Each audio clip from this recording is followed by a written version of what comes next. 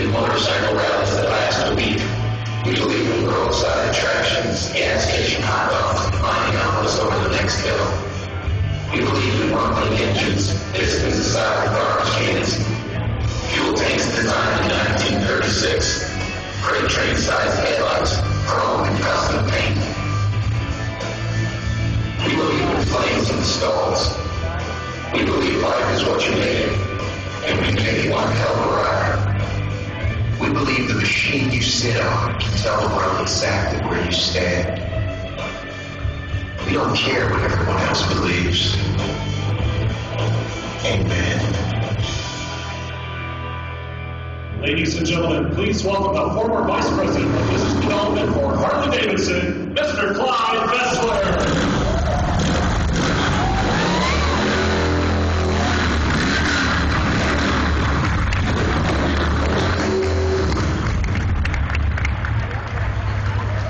That was awesome.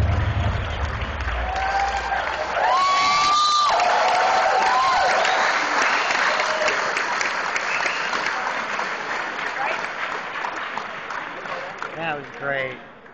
Ladies and gentlemen, in the power of one, do you believe? Yeah. One more time, do you believe? Thank you. And thank you for this opportunity to bring you the Harley-Davidson turnaround story. It's a saga of a small company from the Rust Belt of America on the verge of bankruptcy. In fact, we had the press releases written. And we changed that company and reinvented it by doing many of the things that were presented to you today. And that's that we focused on customer satisfaction, their needs, their desires, and their wants. And through that, we came with the policies, the programs, and the product to make them successful in what they did. But before I start really getting to the formal part of the presentation, which will consist of me giving you a brief history of Harley-Davidson, then describe the desperate situation we were in the 1980s, and that what we did then to focus on the customer. And then we'll have at the end some results, and I'll show you what can happen when you do things like that, focusing. But before I start the formal part of the presentation, I want to share one biker experience with you. And that's when I first started work for Harley-Davidson as the advertising and promotion manager back on January 10th, 1977. And one of my first assignments was to go down to Daytona Beach Bike Week. And that occurs the first part of March every single year. And at that time, about 40,000 riders went down to celebrate the beginning of the riding season. And now about 400,000 people from all over the world descend on Florida that week to party. I call it Mardi Gras on wheels. And my boss at that time, my mentor, said to me, hey, there's a lot of things you got to do down here. Take it all in. It's all part of the culture. Learn as much as you can about the tradition. But on Friday night, one of the traditions is you go down the main street. And that's where they park all the Harley-Davidson motorcycles, handlebar to handlebar, for a mile stretching down that street. And all the mamas and the dudes are proudly standing behind their iron and their leathers, showing their bikes off. Well, Friday night came along, and I went upstairs to the room, put a nice pair of dress pants on, sort of a John Travolta disco shirt, and headed out of the hotel.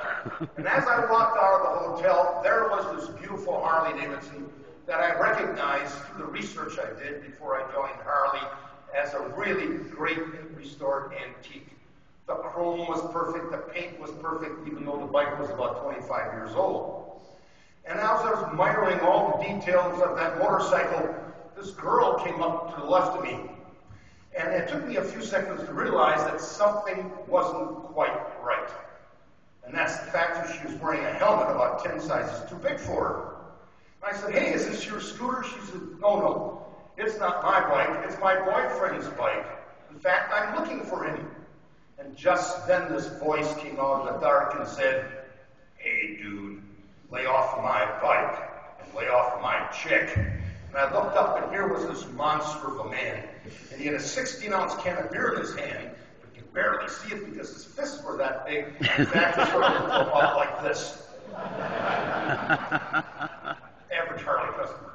Anyway, so I had to get past him to go downtown, And so I walked up to him. I said, hey, I wasn't hustling your girlfriend. I'm from Harley-Davidson. See my factory pin? He says, you know what I'm going to do about that? Dude, I'm going to eat it. And he grabs me. And he lifts me off my feet. I'm 6'2", 220 pounds. My feet are dangling that far off the ground. And this biker starts chewing on my collar. And he gives me a 360-degree spin, sits me down, and there's my collar up my shirt in his mouth, and he spits it out and says, what do you think of that, dude? Well, the heart starts pumping. Oh, the adrenaline started going. My arms stiffened, and I grabbed his hand and said, thank you for riding a Harley-Davidson motorcycle. The purpose of that story is you have to know who you're talking to before you speak. And with that, I have to see a raise of hands, please, on how many people here actually own and ride a Harley-Davidson motorcycle. Stand up. Let me see. 1, 2, 3. I'm a big doo-doo. Thank you, bud. Thank you. But on the other hand here, how many people would love to own and ride a Harley-Davidson motorcycle? Thank you. Now I feel a lot better. Let me begin the formal part of the presentation by taking you back to 1903, when 3 significant things happened in the area of transportation. 2 brothers by the name of Wright believed men could fly, and they did. Also at that time, a man by the name of Ford believed he could mass produce an automobile for mass consumption of the everyday man, and he did. And 3 Davidsons and a Harley got together and put an engine on a bicycle and believed they could make motorcycles, and they did. And the rest was history. And between 1903, a lot of tradition and heritage of Harley-Davidson occurred during that period of time. In fact, there were over 244 manufacturers of motorcycles in the early 1910s.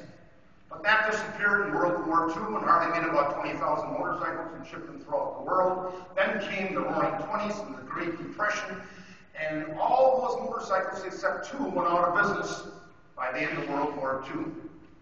In 1958, that's when India did not pay attention to their customers, their wishes, their needs, their wants, and started changing their engines and motors and things like that, lost their constituency, and they went out of business, and that was remaining Harley-Davidson as the only U.S. motorcycle manufacturer.